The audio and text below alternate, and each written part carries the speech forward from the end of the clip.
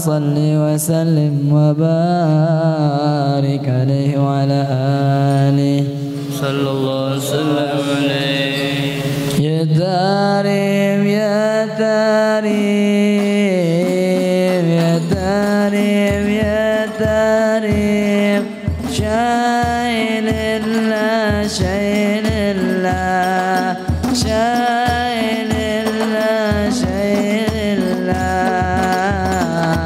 يا داريم يا داريم يا داريم يا داريم شايل الله شايل الله شايل الله شايل الله. بلدات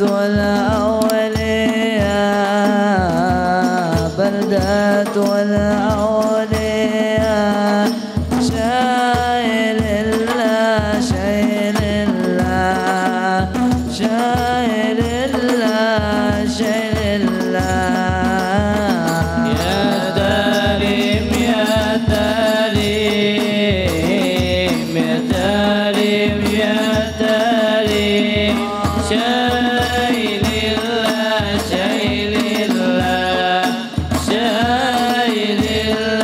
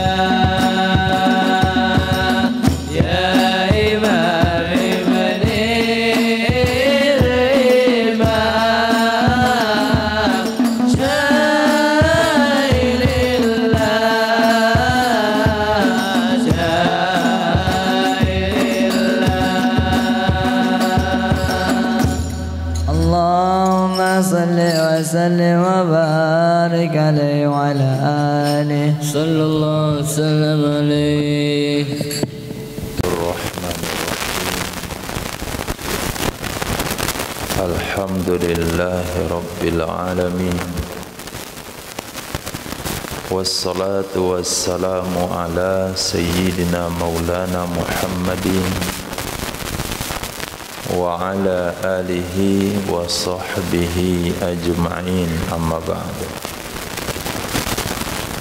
ربي يسير ولا تؤسر، ربي تمم بالخير. ربنا اشرح لنا صدورنا ويسر لنا أمورنا وأمور المسلمين واحلل عقدة من لساننا يفقهوا قولنا.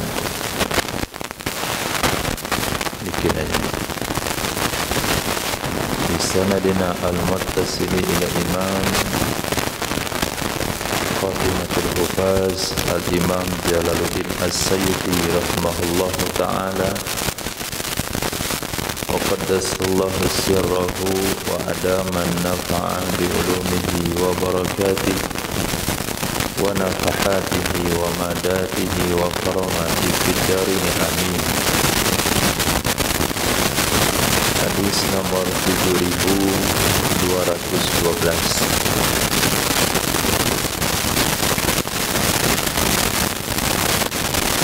Diriwayatkan oleh Imam Ibnu Hibban, diriwayatkan oleh Imam Baihaqi dalam kitab Sunan Al-Kubra, dari Sayyidina Abi Hurairah radhiyallahu anhu, Nabi sallallahu alaihi wasallam bersabda, la an yaj'ala ahadukum,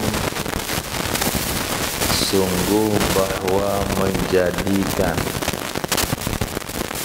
la an, sungguh bahwa menjadikan, ahadukum, oleh salah seorang kalian. Maksud menjadikan adalah memasukkan, fihi, pada mulutnya, turaban, akan tanah, khairun lahu, itu lebih baik baginya, min, dari, ayyaj'ala, bahwa dia menjadikan, dalam kurung memasukkan, fihi, di dalam mulutnya, ma, akan sesuatu, haramallah, yang telah mengharamkan oleh Allah Subhanahu wa ta'ala.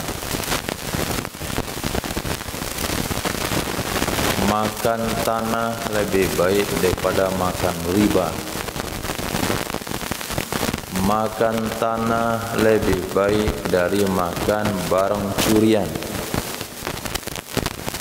Makan tanah lebih baik daripada memakan pajak. Makan tanah lebih baik dari makan hasil rampokan. Makan tanah lebih baik pada hasil makan korupsi. Semuanya, apa saja yang Allah haramkan, mendingan dia masukkan ke mulutnya tanah daripada dia memakan harta haram. Karena kalau dia makan tanah, paling-paling mati. Tapi kalau dia makan yang haram, dia harus masuk neraka. Kullu lahmin nabata min sihtin fannaru aula bih. Setiap daging yang tumbuh dari harta yang haram, mesti neraka menjadi tempatnya. Maka daripada termakan hak orang lain, mendingan hak kita dimakan orang. Daripada menzolimi orang lain, mendingan terzolimi oleh orang lain. Biarlah dapat kurang daripada lebih mengambil hak orang. Itulah prinsip orang-orang yang menyadari dunia biar selamat. Ada pembagian kue, kita potong, kemudian kita kurangi jatah kita sedikit supaya jangan termakan hak orang lain. Makan di nampan, kita lambatin suap kita daripada suap kawan. Kita kecilin dikit pada suap kawan, walaupun kawan itu rela-rela saja, tapi itulah sikap orang-orang warak. Nah, ketika seseorang menjaga diri dari perkara yang haram, Allah akan memberikan kepadanya nur di dalam hatinya untuk memahami agama, untuk memahami dunia ini tidaklah seberapa. Dunia ini tidak lama. Sebentar lagi akan ada berita inna lillahi wa inna ilaihi raji'un, telah berpulang ke rahmatullah saudara kita Azam, semoga ditempatkan di sini. Akan ada berita-berita seperti itu. Ya, paling 50 tahun lagi atau 60 tahun lagi. Enggak bakalan 100 tahun lagi. 80 tahun itu udah lama. 70 tahun saya enggak mungkin. 60 tahun.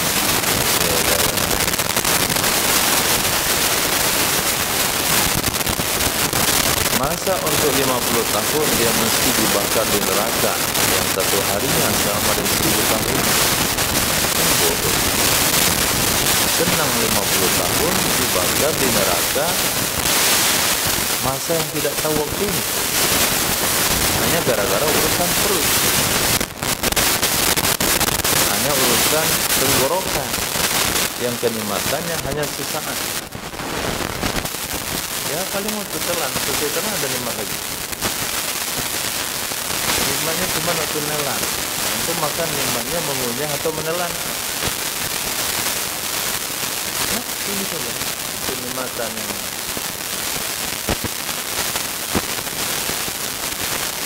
10 sen. Mengunyah enggak nikmat. Apalagi gigi sakit. Jadi gigi rahamnya ada di tempat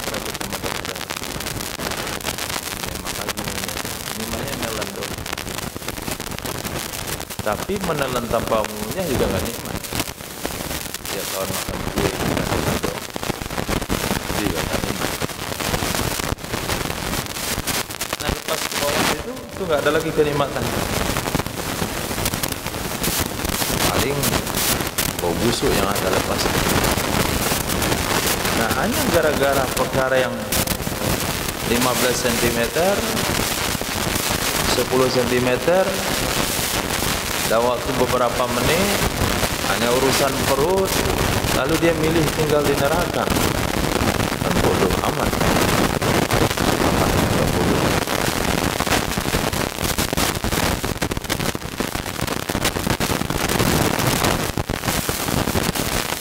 Hadis berikutnya.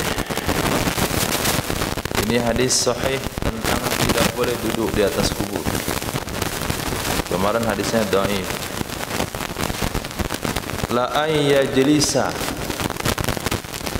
apa artinya? La sungguh, an bahwa yajlisa duduk ahadukum oleh salah seorang kalian ala di atas jamratin bara api patah tariko lalu terbakar siyabuhu oleh pakaiannya patah khluso lalu sampai ia bara api lalu tembus ia bara api ila jildihi ke kulitnya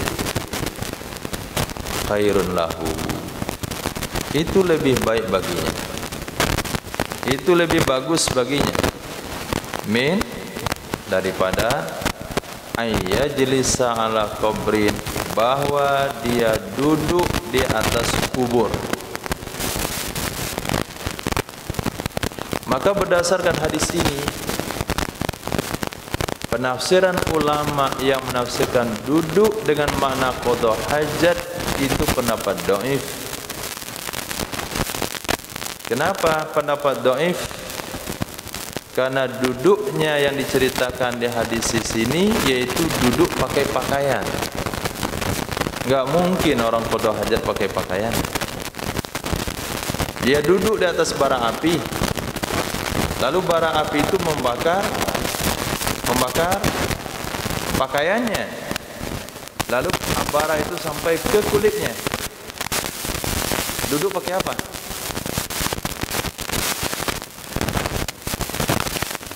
Rehan Syah, duduk pakai apa?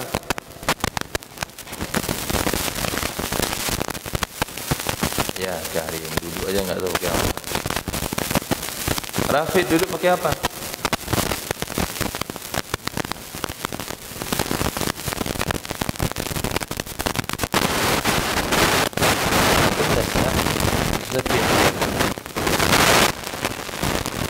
Azik, duduk pakai apa?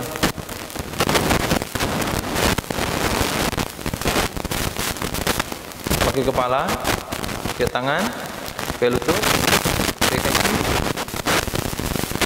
pakai apa? Nggak tahu bahasa Indonesianya, saya Padang aja lah. Jeda kali bunyinya. Pakai pinggul, dan lebih rendah sedikit. Sebenarnya bukan pinggul itu, pantat. Ada orang yang qada hajat pantatnya ditutup. Hah? Antum ke WC pantat ditutup? Enggak, kan dibuka. Maka menafsirkan hadis duduk di atas kuburan adalah qada hajat kurang tepat. Kenapa dikatakan kurang tepat? Karena hadisnya adalah membakar pakaiannya sampai ke kulitnya. Tapi duduk benaran itu bukan qada hajat. Duduk qada hajat orang nggak pakai baju, nggak pakai celana. Di sini membakar pakaiannya sampai ke kulitnya. Maka itulah pendapat yang kuat, tidak boleh duduk di atas kubur, mendingan duduk di atas bara api. Dia bawa arang sate, dinyalakan di kuburan, mendingan duduk di situ daripada duduk di atas tembok dari kuburan. Nah, la'an, sungguh bahwa yazni, berzina, ar-rajulu, oleh seseorang, bi asyrati niswatin, dengan 10 wanita, bi asyrati niswatin, dengan 10 wanita, khairul lahu, itu mendingan baginya. Khairul lahu, itu mendingan baginya, min, daripada ayyazniya, bahwa dia berzina, bimro'ati jarih, dengan istri tetangganya, dengan istri tetangganya. Begitu besar hak bertetangga, dan besar dosanya kalau melanggar hak tetangga. Bukan artinya zina lebih ringan pahalanya dengan orang lain pada tetangga. Di sini hanya Nabi memberikan gambaran, bukan pilihan. Antum kira nanti pula pilihan. Pada tetangga kata Nabi mendingan yang lain 10, banyak, lumayan modal masuk neraka.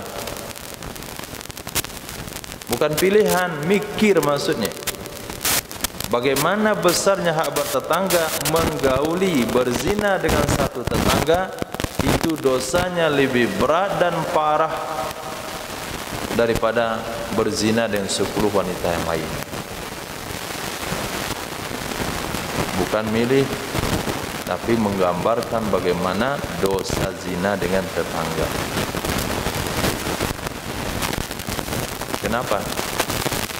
Pertama, khianat dengan tetangga. Yang kedua, kesempatan itu lebih mudah daripada yang lain. Nanti di teras rumah, tetangganya juga keluar rumah, cuma minta bantu ini, bantu itu, sampai bantu yang itu.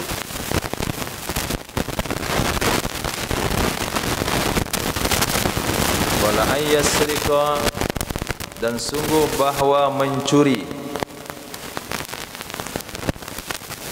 sungguh bahwa mencuri ar-rajulu oleh seseorang min asyrati abyad, dari 10 rumah, dari 10 rumah.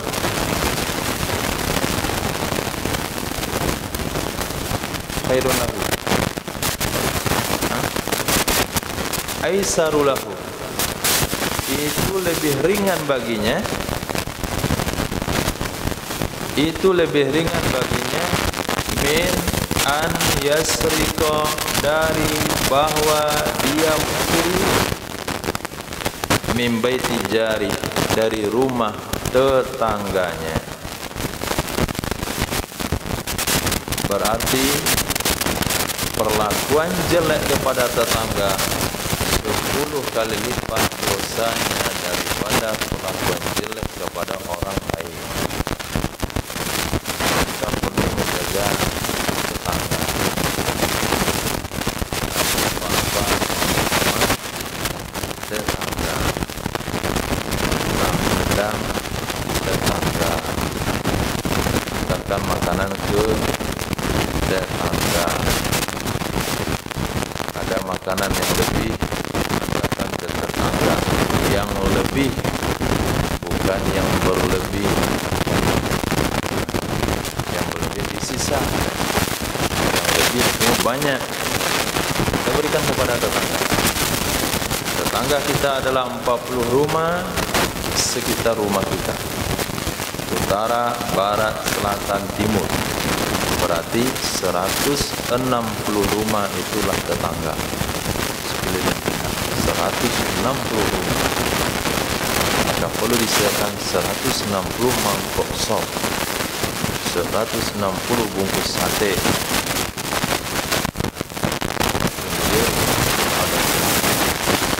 Kalau sampai tertunaikan hak itu, Masya Allah, betul-betul mengamalkan sunnah. Lihat di perumahan-perumahan mewah, kadang-kadang yang tetangga gak kenal. Mana mau kenal, dindingnya 7 meter, pagarnya 5 meter, dalamnya ada pelacak. Sebelum ketemu sama orang, menjaganya yang tidak mengerti bahasa kita, apapun dijelaskan, dia melacak aja. Bagaimana mau silaturahim? Banyak wow dan ya di sekitarnya. Nah, maka Nabi menjaga hak bertetangga. Oh, tetangga saya non muslim. Tetangga kata Nabi ada 3 macam. Satu, tetangga yang haknya sama kita 3. Satu, tetangga kita yang beragama Islam sekalian karib kerabat. Tetangga dan ente, bertetangga dan sepupu, haknya sama kita 3. Satu, tetangga. 2, muslim. 3, keluarga. Kemudian ada tetangga haknya 2, muslim dan tetangga. Ada tetangga haknya 1, non muslim, dia punya hak sama kita karena dia tetangga kita. Non muslim. Maka ketika Sayyidina Rasul SAW mendengar tetangganya anaknya sedang sakit, Nabi datang berkunjung ke rumah non muslim tersebut. Lalu Nabi tawarkan kepadanya kalimat 2 syahadat, asyhadu an la ilaha illallah wa asyhadu anna Muhammadar Rasulullah. Anak tersebut menoleh sama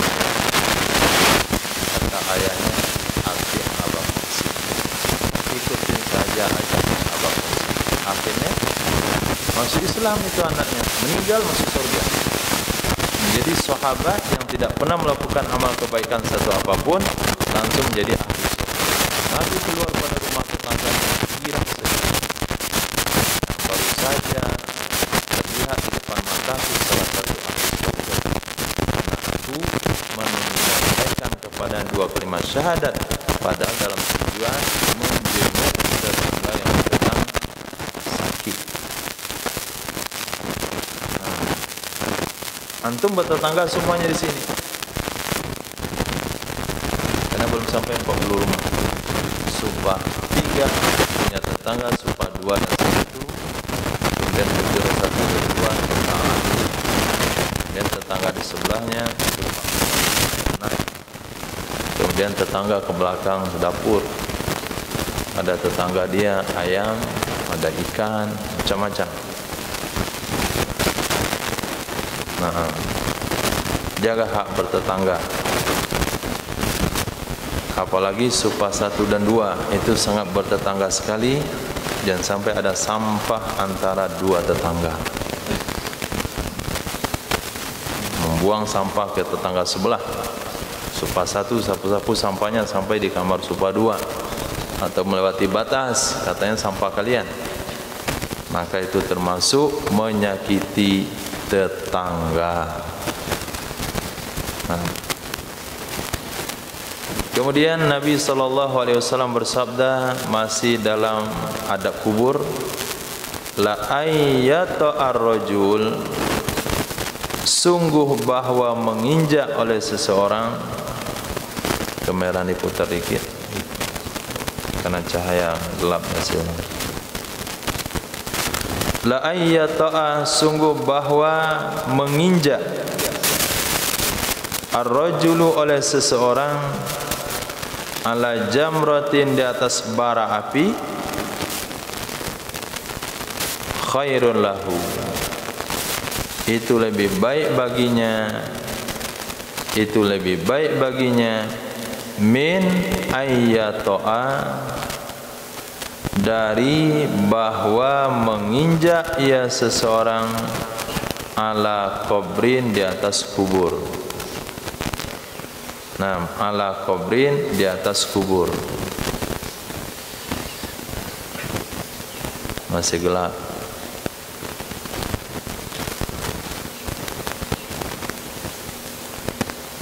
Hadisnya dhaif. Hadis yang kita baca tadi malam juga dhaif. Nah, setelah kita ketemu hadis dhaif, langsung kita vonis dhaif. Enggak bisa jadi dalil. Sementara hadis dhaif tersebut didukung oleh hadis sahih yang artinya duduk. Nah, duduk kan enggak sama-sama menginjak. Oh, pakai kepala mikirnya. Duduk saja dilarang, apalagi menginjak. Mana lebih terhormat, duduk atau menginjak? Mana yang lebih ringan resikonya, duduk atau menginjak? Antum duduk aja di kasur saya, jangan injak-injak. Nah, berarti lebih ringan duduk. duduk saja dilarang dalam hadis sahih, maka menginjak dalam hadis dhaif, menginjak dalam hadis dhaif itu menjadi maknanya lebih sahih. Jadi enggak bisa kita vonis dhaif baru baca dhaif, sementara ada hadis sahih yang lain yang menjadi pendukungnya. Maka tidak layak kita memberikan vonis hukum karena dhaifnya satu hadis, karena keputusan tidak cukup dengan satu riwayat. Bisa saja hadis dhaif yang kita jumpai dia akan menjadi sahih karena hadis sahih yang lain yang belum kita temui. Nah, ini yang tidak masuk ke dalam otak salafi.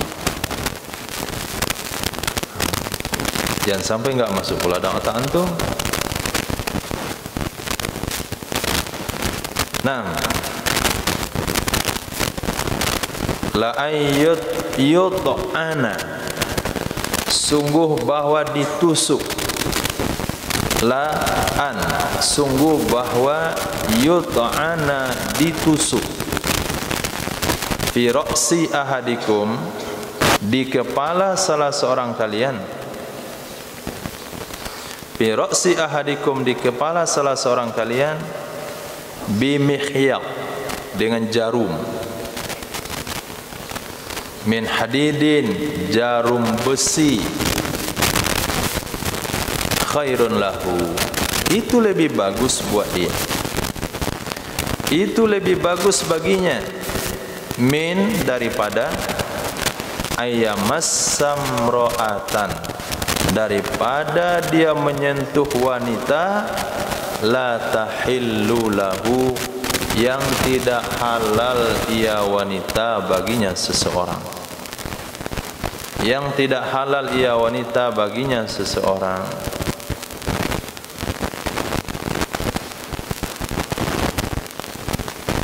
Paham? Harun, paham maksudnya? Apa? Apa? Tarik Jamil, paham maksudnya?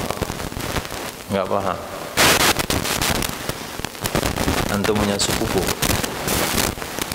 perempuan laki-laki, itu maksudnya. Enggak boleh salaman dengan sepupu. Antum waktu lebaran salaman sama sepupu? Enggak. Kenapa?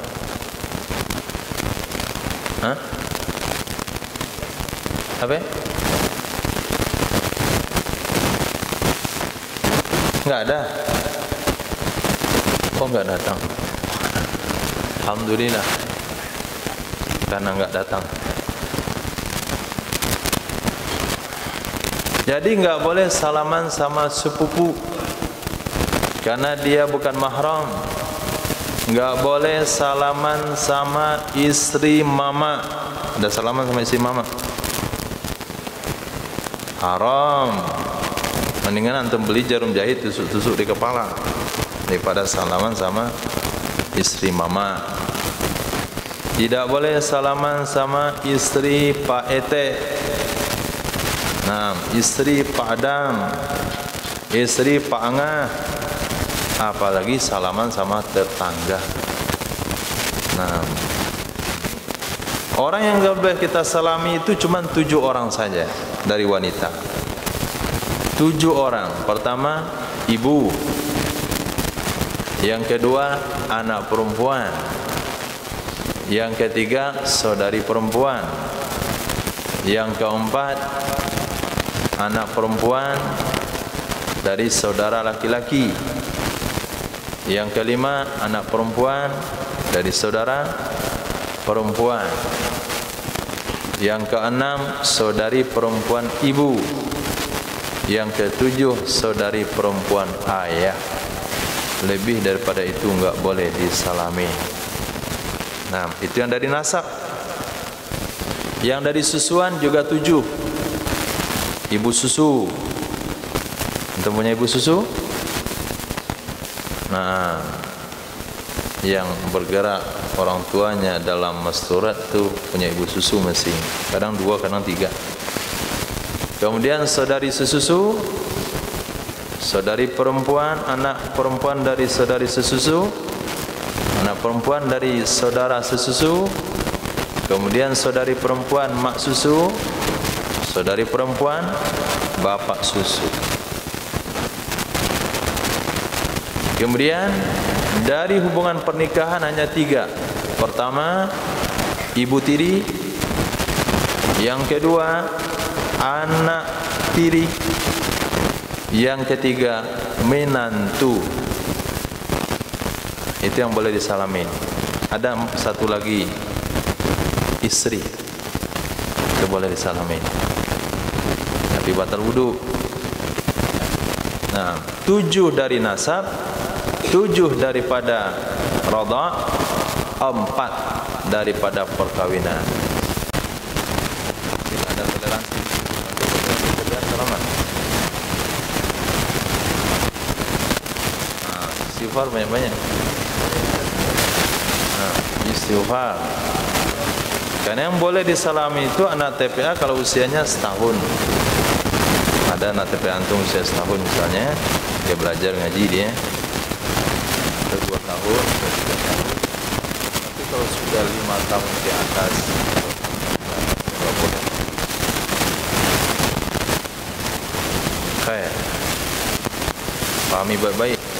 Walaupun antum dibilang Wahabi, gara-gara hal ini, bilang sok suci, bilang tak bermasyarakat, mendingan dibilang tak bermasyarakat daripada itu suci. Dia harus ditepati. Dalam prinsip yang harus ditegakkan. Ya boleh dengan cara-cara mama,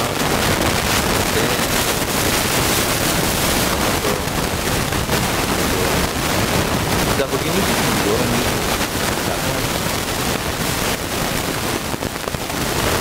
ini salaman sama sepupu, mama, dewasa. Gula aren daya di gula putih.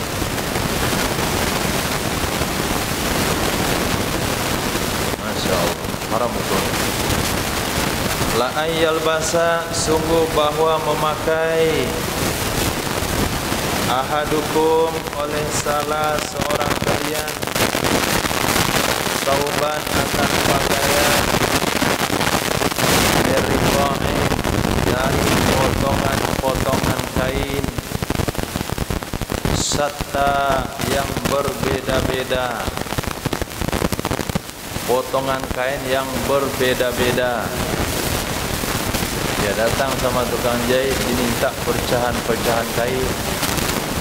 Ada dari lepisnya, ada dari wolnya, ada dari katunnya, ada warna hijaunya, merahnya, kuningnya. Disatukan semua. Jahit. Terjadilah satu lembar pakaian. Dapat ukuran 2,5 meter. Lepas itu dia bawa ke tukang jahit. Dia jahit sendiri. Dia pakailah baju itu. Lebih lengkap warnanya daripada keramik lantai. Mendingan kayak gitu. Dia pakai baju. Khairun lahu, itu lebih baik baginya. Itu lebih bagus jadinya. Min ayyakhudha, dari bahwa dia mengambil bi amanatihi. Itu kan wa amanah artinya. Bi amanatihi, dengan kepercayaan yang diberikan kepadanya.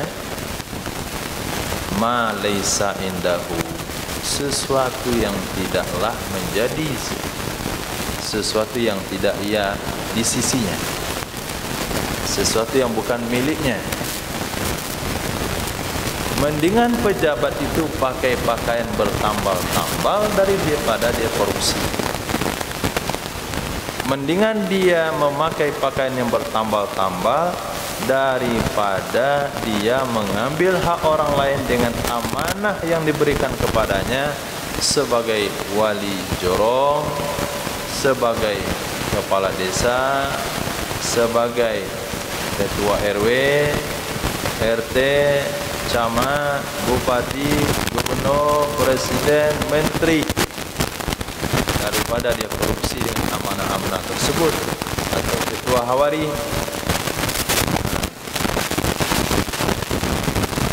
buat sesi olahraga, kumpulkan uang untuk beli bola, kemudian suruh beli bola ke Bandar Buat, ada sisa 10.000, beli dia es.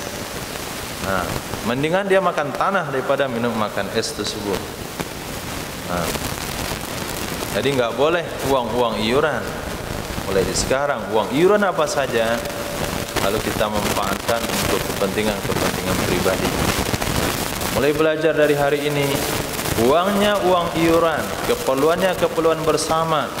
Tapi apabila hajat dan keperluan kita ada dalam menjalankan tugas tersebut, kita gunakan uang pribadi untuk makannya, dan gunakan uang pribadi untuk minumnya.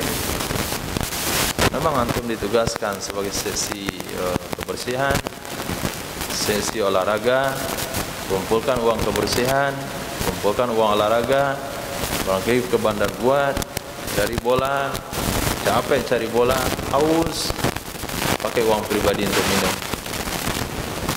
Nah, pakai uang pribadi untuk makan, untuk menjaga amanah. Nah, besok ketika antum jadi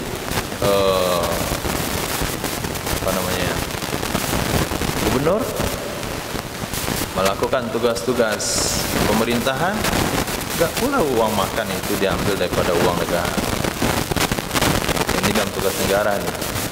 Makan di sini. Kalau makan dia ada uang pribadinya, dicari jam mengantuk. Kalau makan ada uang pribadinya, dia cari dia makanan yang murah. Tapi kalau makan dengan uang kantor, uang negara, cari restoran yang mahal. Minta izin pula sama kasir, jangan ditulis nominalnya ya Kak, stempelnya saja. Apa maksudnya yang tulis nominalnya? Oh, ternyata ditulis lebih 2 kali lipat dari nominal yang ada. Nah, diberikan ke kantor, dikembalikan uangnya. Separuh pengganti uang yang dipakai untuk makan, separuh masuk dalam kantong keuntungan korupsi. Pernah lihat kedai nasi? Tidak melayani cek kosong. Tidak melayani nota kosong. Apa maksudnya nota kosong? Hawari telah musyawarah, dia bikin musyawarah di Taplang. Nah, saking beratnya masalah yang mau dibuat, musyawarah di Taplang. Makan di Lamun Ombak, pilih ruangan VIP, musyawarah di situ. Apa yang musyawarah nggak tahu. Aneh juga, baru kali ini Hawari musyawarahnya tapi jauh-jauh begitu. Nah, total uang makan 500.000, tapi diminta sama kasir nota kosong. Sampai di pondok ditulis 800.000. Kata Ilyas, ini wakil 100.000, bendahara 100.000, 100.000 untuk ketua. Dan bagi-bagi, nah itu model korupsi yang mereka buat. Maka uang negara habis. Jadi dalam semua bidang itu digunakan untuk korupsi. Nah, begitu juga kalau ditugaskan membeli alat kantor, alat tulis kantor. Nah, Abu Bakar pergi alat tulis kantor. Bersinar mulia situ. Nah, notanya sekian, nanti dinaikkan sekian. Uang makan, uang minyak masuk di dalam. Nah, belajar apapun amanah yang kita kerjakan, uang yang terkumpul untuk kepentingan yang dituju, keperluan kita sendiri, kita bayar sendiri, itulah jasa berkorban. Ini semua watak-watak seperti ini memanfaatkan kesempatan-kesempatan itu bukan hanya dari pejabat-pejabat, termasuk pengurus-pengurus masjid, pengurus-pengurus agama, merebak pemahaman seperti itu. Pengurus agama, antum panitia korban, Masya Allah. Nah, terkumpul di masjid antum 7 ekor sapi. Datang pada satu kandang, tawar-menawar, alhamdulillah ada kesepakatan 1 ekor sapi kami kembalikan 500.000. 7 ekor 3,5 juta. Dikasih judul beli uang plastik. Berapa plastik sampai 1 juta? 1 juta dengan peserta pun dibungkus dengan plastik. Kalau 1 juta mesti plastik. Nah, 1 juta masuk ke kantong uang minyak. Alasannya nyari hewan korban. Hebatnya dia korban. Masa nyari hewan korban itu 1 juta juga, sementara peserta korban begitu susah dia menyumbang, mengumpulkan hartanya untuk berkorban.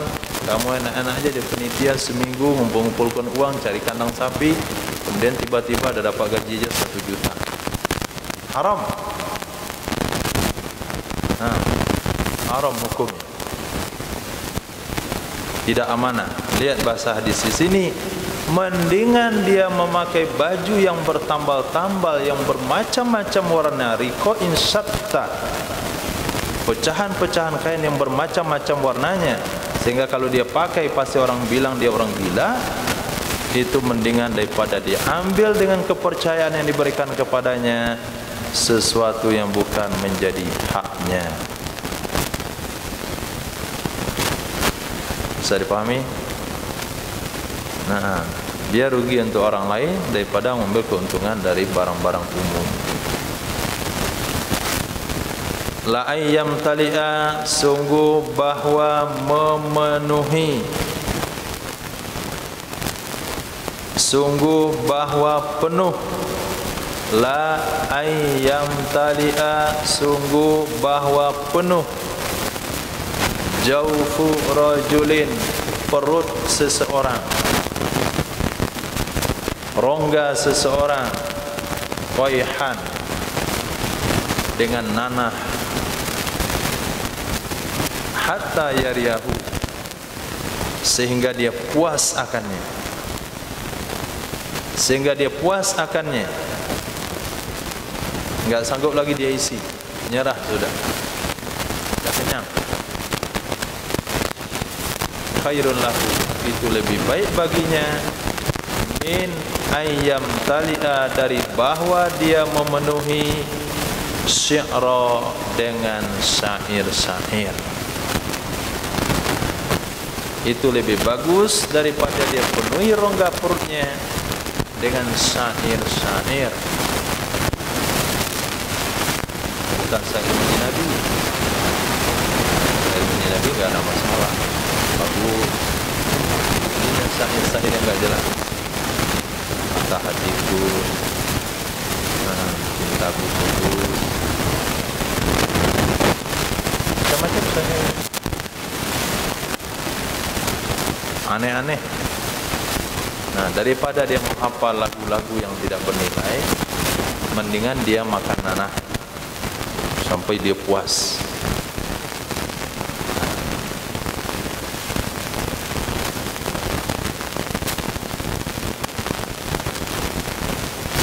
Apri pernah menyanyi? Enggak ada. Jadi nyanyi rock, dangdut, pop,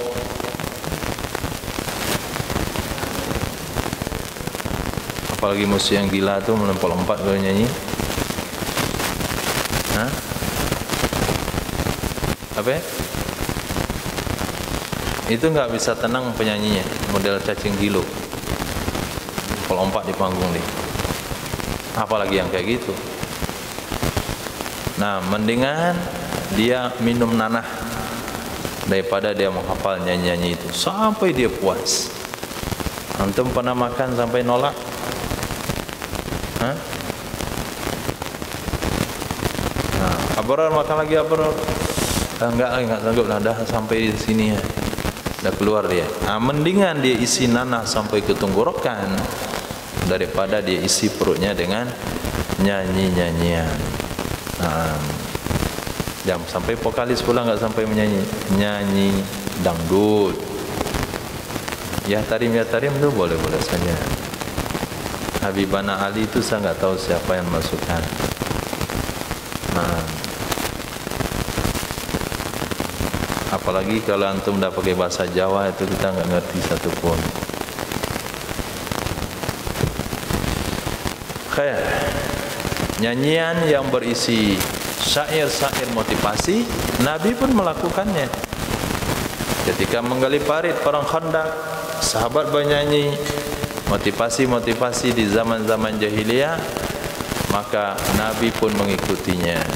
Itu kalau ada motivasinya. Jadi 17 Agustus boleh, Indonesia Raya nggak apa salah. Nah, putus cinta nggak boleh, nyanyi putus cinta.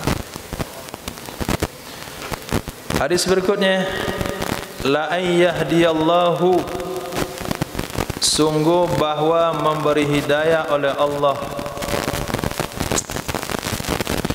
La ayyahdiyallahu, sungguh bahwa memberi hidayah oleh Allah, ala yadaika, lewat kedua tanganmu. Ala yadaika, lewat kedua tanganmu. Rajulan, akan seseorang, enggak mesti laki-laki. Rajulan, akan seseorang. Khairun laka, itu lebih baik bagimu. Mimma, dari sesuatu. Tola'at alaihi syamsu, yang terbit di atasnya oleh matahari. Wa gharabat, dan tenggelam dia matahari. Sesuatu yang tersinari oleh matahari, yang tertutup oleh gelapnya malam, maknanya adalah dunia beserta isinya. Itu terkalahkan dengan hidayah yang kita usahakan kepada satu orang.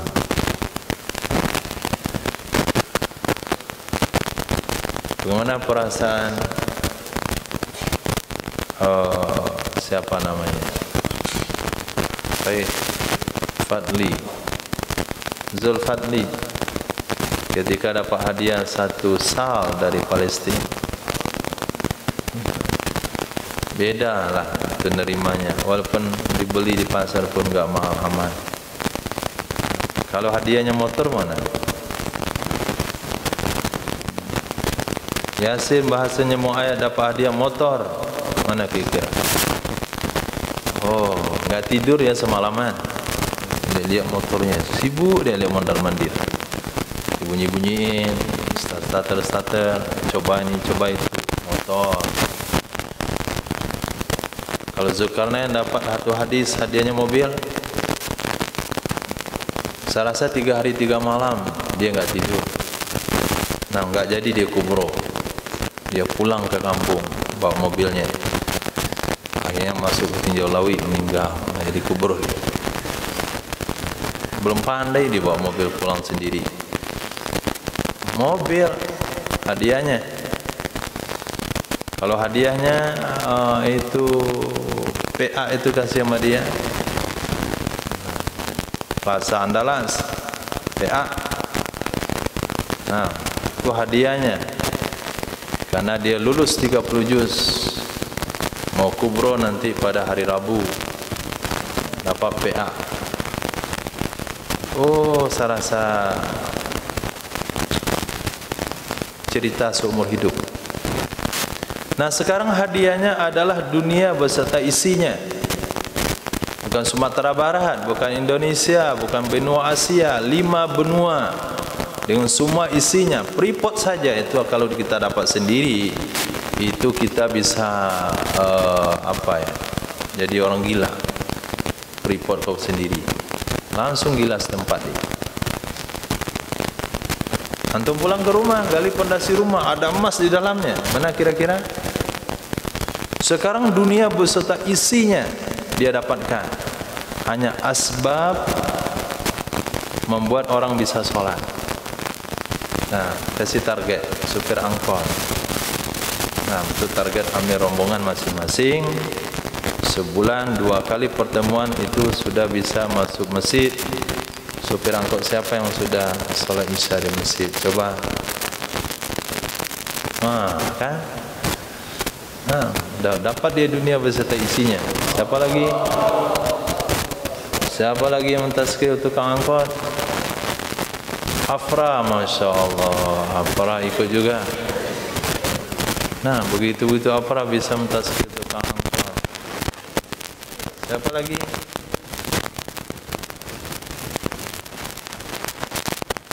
Cuma berdua, cuma dai sejati.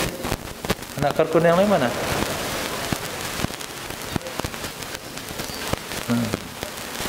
Duduk di depan situ sambil jalan ke markas, cerita sama Pak Supir. Masya Allah Pak Supir, kalau kita selesai solat tuh tenang jiwa rasanya, rasa-rasa mau mati saja. Tetangga saya yang usia-usia Pak Supir ini dah mati setahun yang lalu Pak Supir. Nah, dia orang kaya, nggak tahu lah nasibnya sekarang, dia nggak sholat. Tapi ada tetangga saya miskin, dia sholat. Harum kuburnya Pak Supir. Buang-buang dikit kan, nggak ada masalah. Nanti hadiahnya besar. Ya tetangga saya, pokoknya tetangga di mana lah, tetangga Indonesia kan. Nah, akhirnya besok Pak Supirnya dah pakai peci, dah pakai sorban, dah sama. Nah, santri sama Pak Supirnya dah sama pakai sorban. InsyaAllah itu lebih baik baginya daripada mendapatkan dunia beserta isinya. Gembira sekali. 4 bulan? Siapa 4 bulan? InsyaAllah tazkir. Belajar dulu. Ini nggak tahu mau dibayarin 4 bulan pula. Selesai daurah, keluar 10 tahun, nggak ada masalah. Yang setahun 10 tahun sekalian Furqan.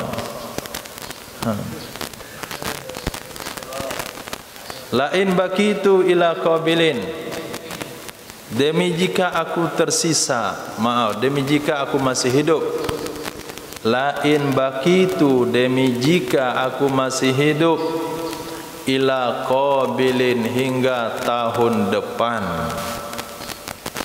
Hingga tahun depan, la asumannat tasya, sungguh aku benar-benar akan puasa tanggal 9 Zulhijjah.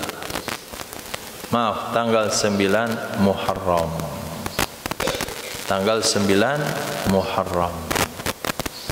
Ini Nabi ucapkan ketika Sayyidina Rasul sallallahu alaihi wasallam menerima ucapan dari sahabat, ya Rasulullah, bukankah puasa tanggal 10 Muharram itu adalah puasanya orang Yahudi? Apa kata Nabi sallallahu alaihi wasallam? Kalau saya hidup tahun depan, saya akan puasa tanggal 9-nya juga. Jadi puasa tanggal 9 Muharram untuk membedakan puasa 10 Muharram kita dan 10 Muharram Yahudi.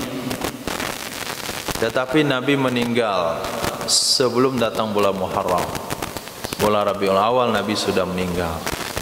Muharram, Safar, Rabiul Awal Nabi sudah meninggal.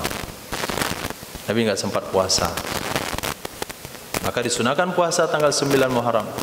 Maka kata ulama, kalau kamu tidak sempat puasa tanggal 9, puasalah tanggal 10 dan 11. Kenapa 10 dan 11? Karena tujuan 9 itu untuk membedakan puasa kita dengan puasa Yahudi. Nah, begitu Sayyidina Rasul mensiasati supaya tetap menghargai dan menghormati tanggal 10 Muharram sebagai hari kebebasan Nabi Musa bersama Bani Israel. Bukan Nabi katakan, oh kalau Yahudi kita tinggalkan saja. Tidak. Disiasati untuk dilakukan dengan berpuasa tanggal 9 dan 10. Nah, ini kalau diputar lagi dalil maulid Nabi. Dah bosan untuk mendengarkannya? Saya pun dah bosan ulang-ulangnya. Tapi salaf itu nggak ngerti-ngerti juga. Litakhuzu anni manasikakum, sungguh kalian mengambil dari aku manasikakum, cara ibadah haji kalian, manasik kalian. Litakhuzu, supaya kalian mengambil, supaya kalian memahami, anni dari aku, manasikakum, ibadah manasik kalian. Fa ini, maka sesungguhnya aku la adri, aku tidak tahu. la'alli, mungkin saja aku, la ahujju, aku tidak akan melakukan ibadah haji ba'da hajjati hadhihi, setelah hajiku yang ini, yaitu haji Nabi terakhir dan pertama sekali. Nabi haji hanya seumur hidup sekali saja, Hajjatul Wada. Maka untuk supaya sahabat bisa memahami bagaimana cara praktek manasik, Nabi tawafnya di atas onta. Nabi tawaf di atas onta supaya bisa disaksikan oleh sahabat. Sebagaimana awal-awal Islam Nabi sholat di atas mimbar. Bayang mimbar markas. Nah, hari ini nggak markas. Bayang aja mimbarnya. Jadi sholat di atas lantai 3. Nabi berdiri di situ, Nabi rukuk di sana, Nabi i'tidal, sujud bisa nggak? Bisa sujud. Zahir, Zuhair, Zahir, Zahir, bukan Zuhair. Nah, bisa sujud di mimbar? Nggak bisa. Nabi turun mundur ke belakang dan sujud di kaki mimbar. Lalu Nabi bersabda, "Shallu kama ra'aitumuni usolli." Salatlah kalian sebagaimana kalian lihat aku salat. Nah, Nabi melakukan tawaf di atas onta. Nabi melontar jamroh. Nabi wukuf dan semuanya. Lalu Nabi sabdakan, "Khudhu anni manasikakum." Ambil oleh kalian dari aku cara manasik kalian. Ternyata praktek dan pengamalan cara pengajaran ibadah yang dilakukan oleh Nabi adalah dengan mencontohkan. Sehingga banyak sahabat-sahabat meriwayatkan ketika datang pada satu tempat, tuni al-wadu, berikan olehmu akan aku, bawakan oleh kalian akan air wudu. Lalu beliau mencontohkan, beginilah wudu Nabi sallallahu alaihi wasallam. Nah, itu lebih mudah untuk memahami agama dengan dicontohkan, dengan dipraktekkan. Litakhudhu anni manasikakum, hadis berikutnya, la tu'addunna, sungguh benar-benar kalian akan menunaikan. Sungguh benar-benar kalian akan menunaikan al-huquq, akan hak. Bina majhul. Sungguh benar-benar akan ditunaikan. Tu'addunna, sungguh benar-benar akan ditunaikan al-huquq, akan hak-hak ila ahliha, kepada pemiliknya. Yaumal qiyamati, pada hari kiamat. Hatta yuqada, sehingga akan ditegakkan hukum qisas. Hatta yuqada, sehingga akan ditegakkan hukum qisas. Lisatil jalha, untuk kambing yang tidak bertanduk. Sati kambing, jalha tidak bertanduk. Minasyatil korna, dari kambing yang bertanduk. Tantihuha, yang akan menanduk ia yang tidak bertanduk, akannya yang bertanduk. Hari ini di dunia, kambing kan hobinya apa? Apa hobi kambing Rafi? Makan? Nah, makan itu keperluan bagi kambing, bukan hobi. Nah, rezeki, apa hobi kambing? Berlari, berkelahi. Dan yang hobi berkelahi itu kambing. Nah, hobi kambing itu adu kepala. sehingga menjadi peribahasa adu domba. Saking hobinya kambing adu kepala, maka setiap orang yang adu disebut adu domba. Nah, kebetulan yang bertanduk, kalau dia adu kepala yang sama enggak bertanduk, yang sakit mana, Rehan? Hah? Pernah antum rasain? Kira-kira begitu kan? Nah, berarti sakitlah kepala yang enggak ada tanduknya, karena kawannya bertanduk. Di dunia dia enggak bisa balas. Di akhirat besok akan diadili oleh Allah. Kambing yang tidak bertanduk ditumbuhkan tanduknya, kambing yang bertanduk di dunia dihilangkan tanduknya. Dia akan adu kepalanya seberapa banyak dia pernah ditanduk di dunia. Nah, selesai itu maka mereka akan dikatakan kunu turoba, jadi tanahlah kalian. Enggak ada masuk surga dan neraka. Lihatlah oleh orang kafir, ya laitani kuntu turoba, aduhai kalau aku jadi tanah juga. Oh sorry, kamu manusia di dunia enggak bisa jadi tanah.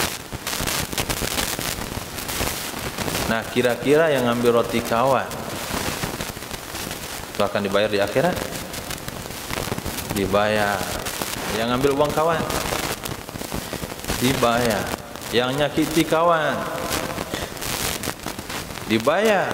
Yang menzalimi akan membayar semua bentuk kezalimannya, termasuk menggosok sendal. Nah, kemudian membuat sampah, kemudian kena marah petugas aula.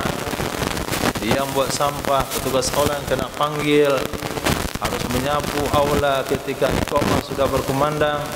Besok di akhirat kelak, Masya Allah, petugas aula itu akan mencari siapa yang buat sampah. Masya Allah. Pikirkan baik-baik. Tidak ada keadilan di dunia ini, walaupun ada pengadilan, karena keterbatasan pengetahuan hakim mana benar mana yang salah. Bisa saja orang salah menang dalam pengadilan karena pengacaranya lebih handal atau uangnya lebih banyak, tapi di akhirat kelak keadilan itu akan ada, karena yang mengadili adalah Allah yang Maha Adil. Nah, Allah yang Maha Adil. Antum rugikan kawan karena menyembunyikan sendalnya, karena memakai sendalnya, akhirnya dia masbuk solat gara-gara sendalnya hilang, padahal antum yang pakai. Nah, akhirnya dia kena hukuman 1 bulan di sop pertama. Kemudian dia tidak bisa jaga, akhirnya dia membabak rumput. Maka di akhirat kelak antum akan dimintai pahalanya. Mana dosa kamu mengambil sendal saya? Mana dosamu nyuri roti saya, susu, gula, Hafiz, gula. Nah, antum ambil gula saya 2 sendok, enggak minta izin. Akhirnya antum bayar dengan pahala zikir. Pahala zikir habis dengan pahala baca Quran. Pahala hafiz Quran sudah habis dengan pahala solat habis. Akhirnya masih banyak yang harus dibayar. Pahalanya sudah habis. Akhirnya dia akan terima dosa orang dia zoliminya. Akhirnya banyaklah dosanya dan dia masuk neraka. Nabi bersabda, atadruna manil muflis, tahukah kalian siapa yang bangkrut? Sahabat mengatakan, man laisa minna dirhamun wala mata'. Yang bangkrut menurut kami yang tidak punya uang, tidak punya perhiasan. Nabi bersabda, bukan. Yang bangkrut adalah orang yang rajin solat. Ja'a yaumal qiyamata bi'amalihi kal jibal. Mafhum hadis, dia datang ke akhirat kelak dengan amalnya seperti gunung.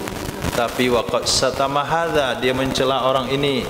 Wa daraba hadza, dia telah pukul orang ini. Dan dia telah mengambil hak si fulan, telah membunuh si fulan. Maka dia akan bayar dengan amalnya. Kalaulah kambing yang saja diadili, maka yang lain manusia lebih layak untuk diadili. Maka sabar saja. Kalau dizalimi di dunia, akan ada pengadilan di akhirat. Ini sendal saya, oh enggak sendal saya, ambil deh kamu. Sendal kamu ambil. Nah, tunggu nanti di akhirat. Sendal siapa Allah tahu.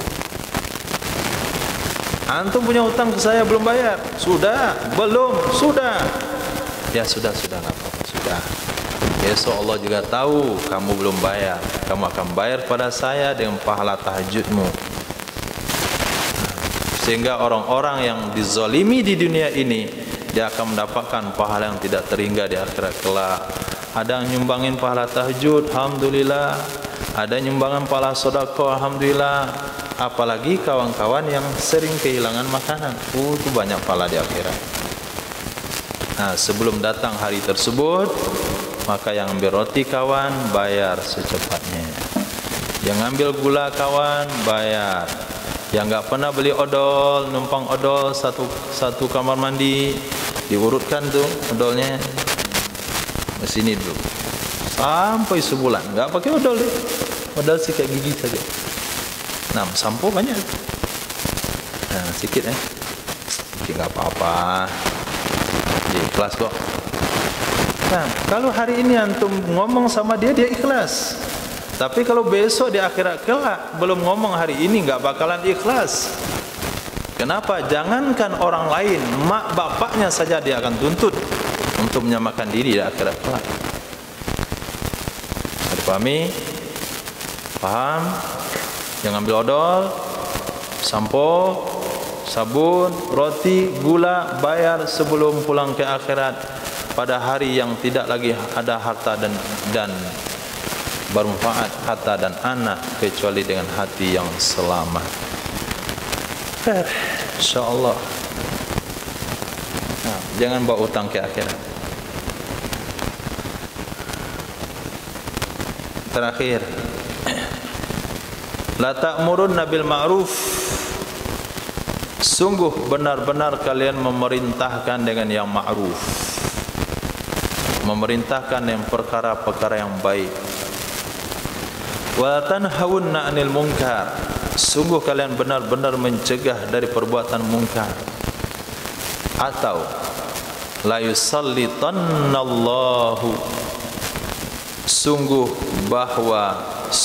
benar-benar akan memberikan kekuasaan oleh Allah Subhanahu wa taala alaikum, di atas kalian, syirarakum, orang-orang jahat, orang-orang zalim di antara kalian.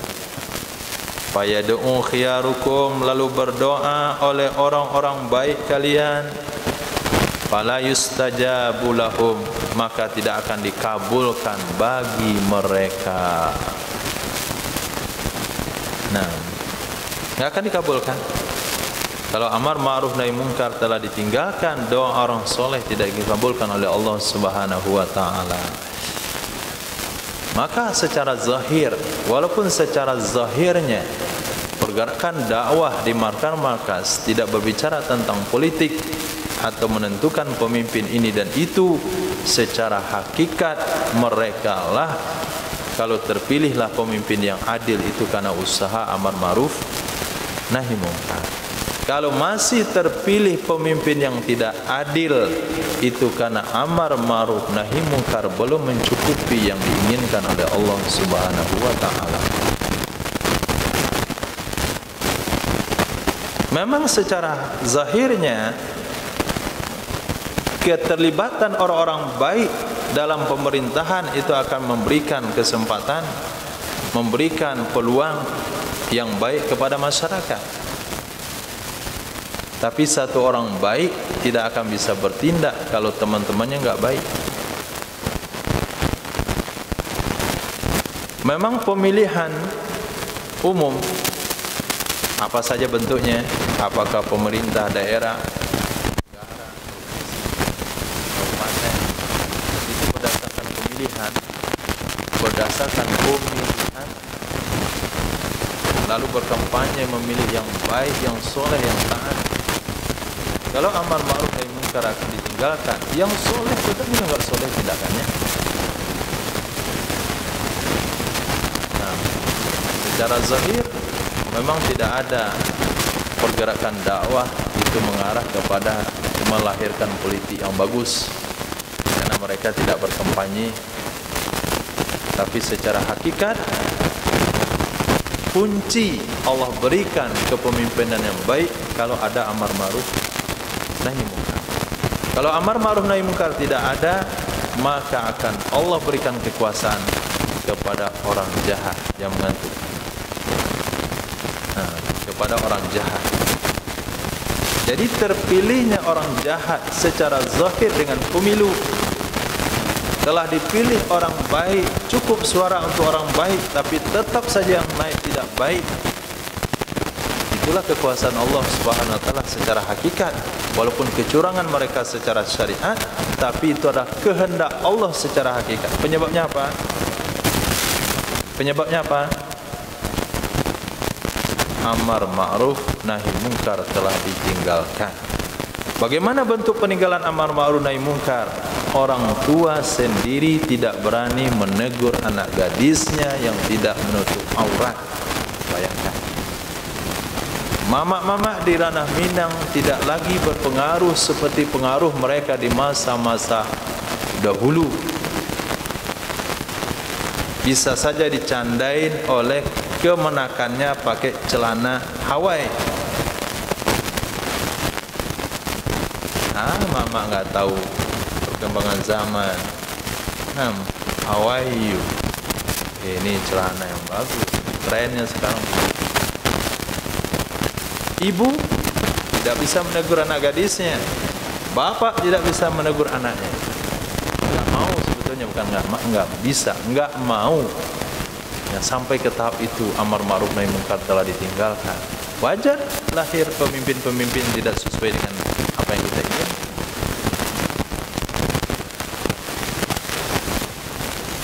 Bisa dipahami. Itulah hakikatnya. Sesungguhnya siapapun yang terpilih itu kehendak Allah Subhanahu wa taala, maka harus kita melakukan sesuai dengan sunnah Nabi sallallahu alaihi wasallam. Pemimpin jelek kata Nabi yang terpilih kalian harus taat. Pemimpin baik apalagi. Baik dan tidak baiknya pemimpin bergantung kepada kepedulian masyarakat terhadap agama.